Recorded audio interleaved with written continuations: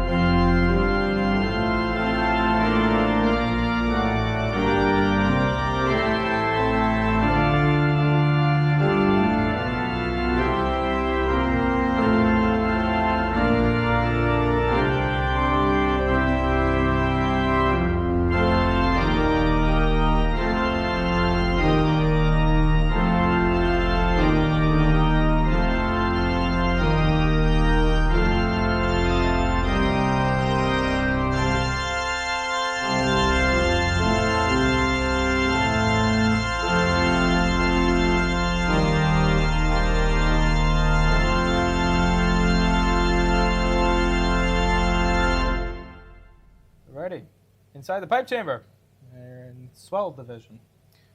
All right. So tell us a little about as much as you know about in here.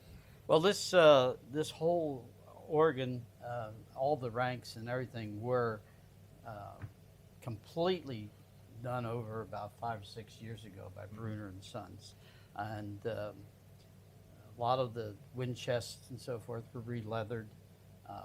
The pipes were retuned. It was quite a job. It lasted for a week or 2 weeks or so, but it made a completely different sound to the organ. Yeah.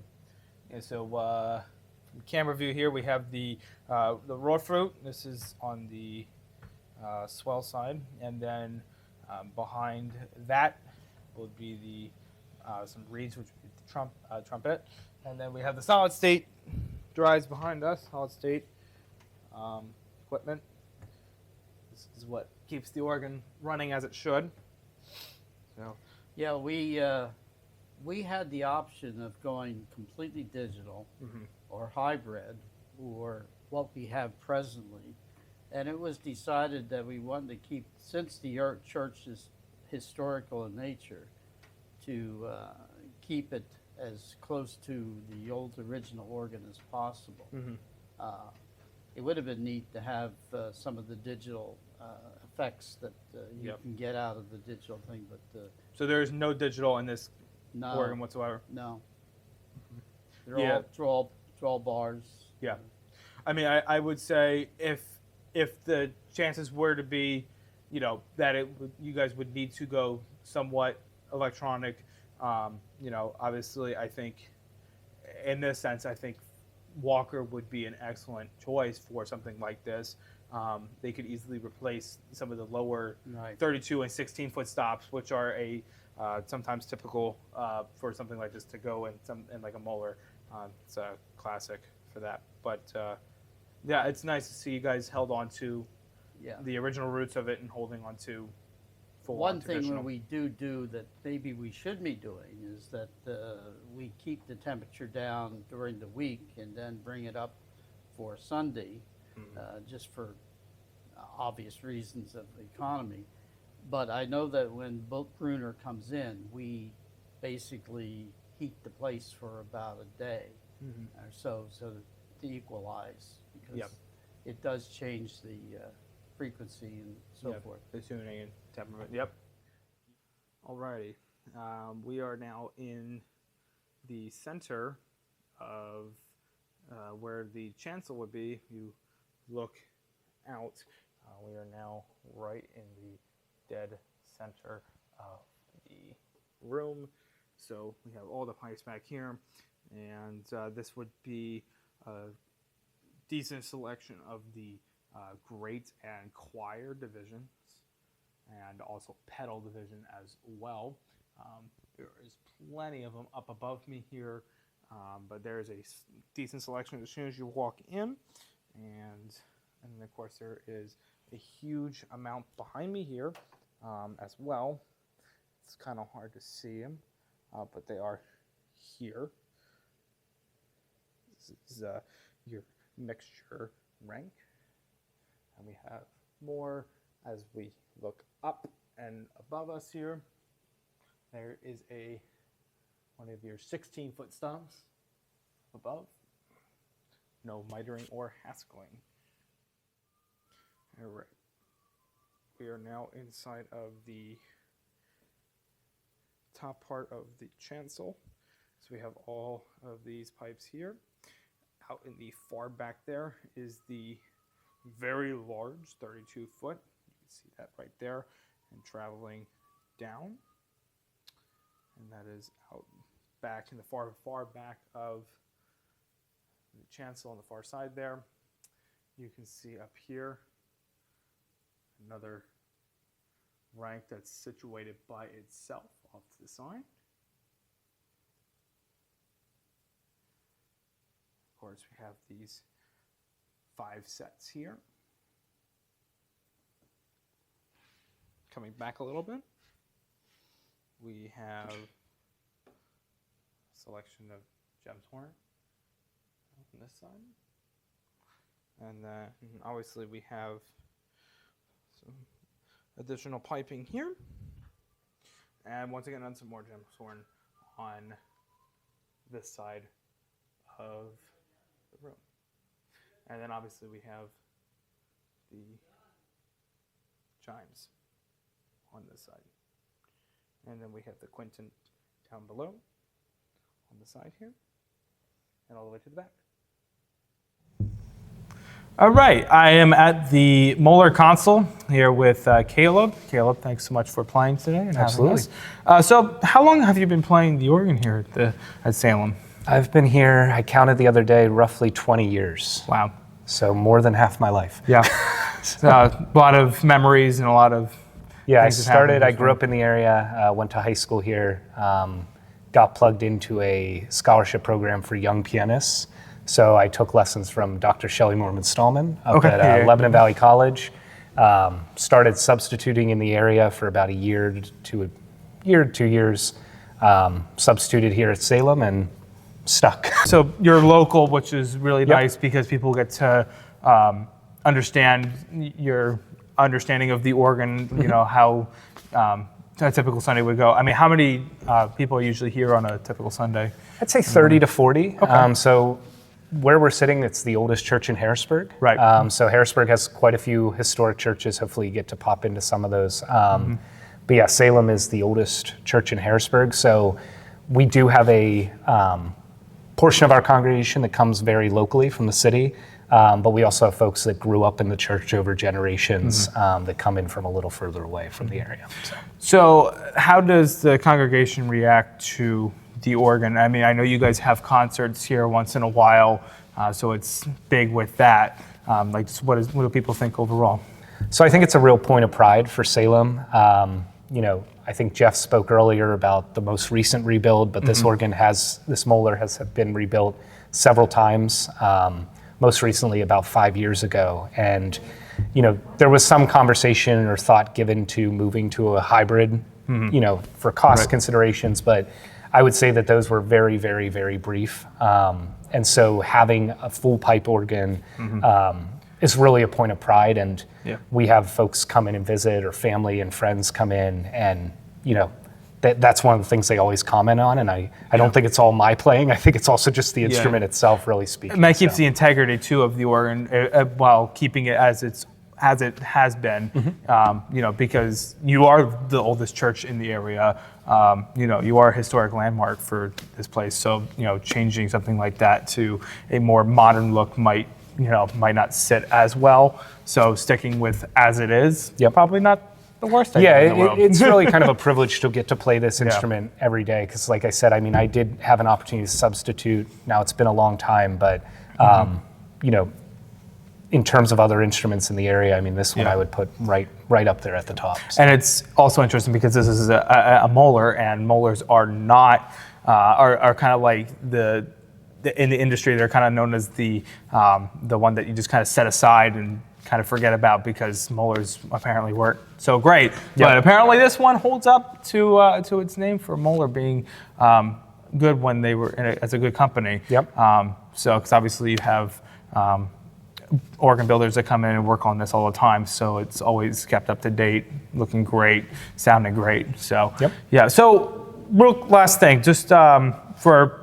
people that might be watching, what advice would you give to somebody that would like to become an organist or even pianist? Like, what would you tell them if they were thinking about it? So I think starting out with piano, again, I mean, that was something that our local AGO chapter did a program, and I was one of the first cohorts, and they still have done it to this day, you know, to try to reinvigorate the ranks of organists in the area. So, I mean, I think having that piano background is certainly key. But in terms of whether it's starting with the piano or starting with the organ, I think just kind of finding that creative outlet and making the time. I know that's something that I have a little one at home. She is starting to get more serious about, you know, doing piano lessons and things like that. And, you know, that's something that we're trying to navigate, especially in the world that we live in now, where there's distractions aplenty. You know, it's really trying to kind of instill in her that, you know, you have to commit to the craft, you know, you have to commit time to practice and things like that. And, I'm sure you can understand that as I've grown up, I have less time to practice. I have Yeah. other responsibilities and Yeah. things that pull me away from that. But I think getting that foundation early is really, really valuable to build. And I think it's nice because I think you take pride in the fact that she's learning. Yep. But it also, the big thing about you even just stepping away, you always find the time to come back. Absolutely. And Yep. that is something big. And also same thing with piano. I mean, I was taught the same, learn piano first and it'll make your life so much easier to get to the organ. So yeah, I think that's great advice for any person that's thinking about it. Yep. So thanks so much for having us today. Thank you for coming. Appreciate Really your time. appreciate it. Thank Yep. you. Thank you.